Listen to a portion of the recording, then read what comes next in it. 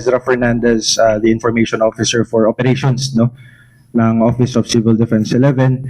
And following the 7.8 magnitude earthquake, no, isa sa mga namong actions nato sa Office of Civil Defense as the lead, no, for the Regional Disaster Risk Reduction Management Council 11 is that we conducted a aerial survey kagahapon, no, and together with us is the DSWD 11, MGB, and the Philippine Army as well, no, as we did conduct our rapid, no, disaster needs analysis, no, rapid damage and needs analysis dito sa area labi na sa Davao Occidental, no. So amo ang ruta na imong from just padulong sa Balot Island wherein, no, isa sa mga nahimo gyud nga immediate needs, no, sa ato ang LGU sa Balot Island and also sa Jose Abad Santos is again the provision of family food packs, tubig, no, which is gikinahanglan po nila dito because affected po na ilang water sources, and even mga tents, no, wherein karon, no, isa sa mga naimong priority namo karon is to coordinate, no, in coordination with DSWD, nag-conduct mi og hauling, for transport sa around 5,000 ka family food packs and family tents and sleeping kits which will be transported to Balot Island, no. And as of now we are still waiting with the confirmation, no, and gina-coordinate na mo si Davao City Water District where nami memorandum of agreement with them na we could provide, no, through them we could provide bottles of water para sa mga disaster affected na mga areas nato. And so now, no, isa sa mga nahimo pong priority po nato because we have already conducted the response cluster meeting kagahapon, and actually 2 times yung nag-meeting, no. Pagkagabi where isa sa mo ang highlight yun is the aerial relief operation nato sa Jose Abad Santos, no, because again as mentioned earlier ni sir, no, nga adunay pipila gyud pud ka mga barangays nga na-isolate due to landslide, no, tabunan na ilang mga access roads, no, wherein uban po mga responders nato dili gyud po directly na makasulod ato ng mga barangay. That's why karon we have facilitated, no, an aerial mission, no, flight mission padung dito sa Jose Abad Santos.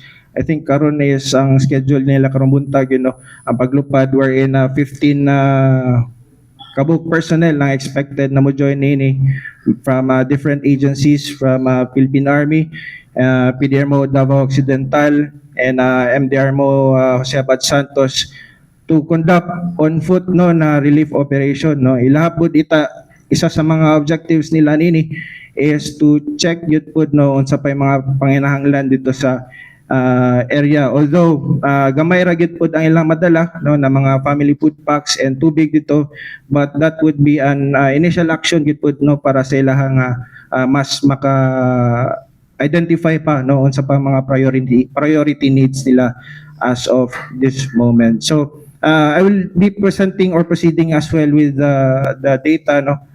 Pasensya lang na magkopya ko kay medyo dili pa na ko ma-memorize ang tuang data. Fresh pa nila data na as of 9 AM karong buntag. As of now, we have again natala nga 6 landslides sa within Davao region. Earthquake-induced landslides ni siya. But again, we are currently coordinating with MGB 11 basig adunay mga possible na mamahimong landslides pa, no, due to we are also currently experiencing mga localized thunderstorms, pag-ulan-ulan, which would cause, no, pag-saturate atong mga yuta nga which is initially being affected pod sa tuang earthquake. So again, 6 kabuk landslides and affected population nato karon with 57 barangays. Aduna tay natala ang 8,694 ka families and 36,056 individuals, no? And when it comes to our casualties, ongoing ang mga pag validate nini in coordination with DSWD and our affected LGUs, no.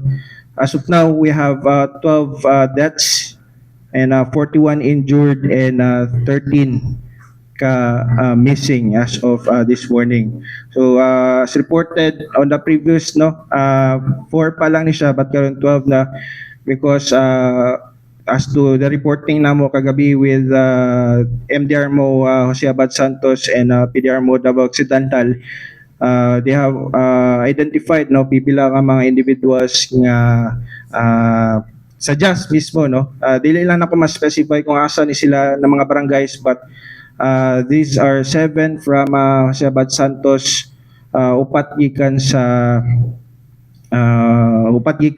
tulo gikan sa Balut, and isa sa Davao del Sur, which is Digos City, which is again also, no, kanitanan, no, dili ko makahatag og further details ini, but these individuals are ongoing ang validation at ni ani, and as of now na deploy na pud, no, nag-activate na pud og management of the dead and missing ato ang DILG 11, which is nag-augment, no, sa mga affected na mga LGUs natin. Ano sir? Malita pa di ang isa.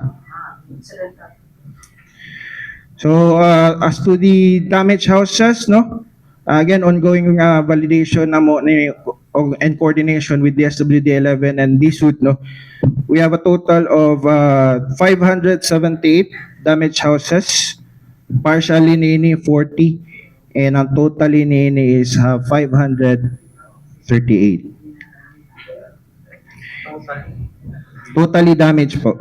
So, ang heavily affected dito sa region, sir, is Davao Occidental. Yes, sir. Definitely. And as of now, sir, na-report sa mo na doon na pa'y pipila ka mga barangay, 6 ka barangays nga wala pa yun nabalik ang ilahang kuryente, no. So we are looking into different options, no, kung saan na mo pag prioritize, no, sa mga barangays, coastal barangays ni Jose Abad Santos nga na-isolate due to mga effects, no, sa landslide, silang mga access roads. So, isa sa mga gitanaw na mo is to also access through the coastal area, but which as informed unto us by East Midcom and Coast Guard as well, na adun naging difficulties sa pag-access ni through the coastal areas because mabaw lang na siya, no, maglisod og daw nga itong mga barko, but isabot sa mga ginatanaw is the aerial relief operations nato, which is magnaog og tao and then provide og ato ang mga relief items. So as of now, again, ongoing ang ato ang on foot, no, na pag-assess and provision of relief operations sa ato ang team sa PDR mo Davao Occidental, together with the Philippine Army and MDR mo JAS. Yan na monitor na mo na, no, and later on siguro after this afternoon makahatag ta further na details ni ini.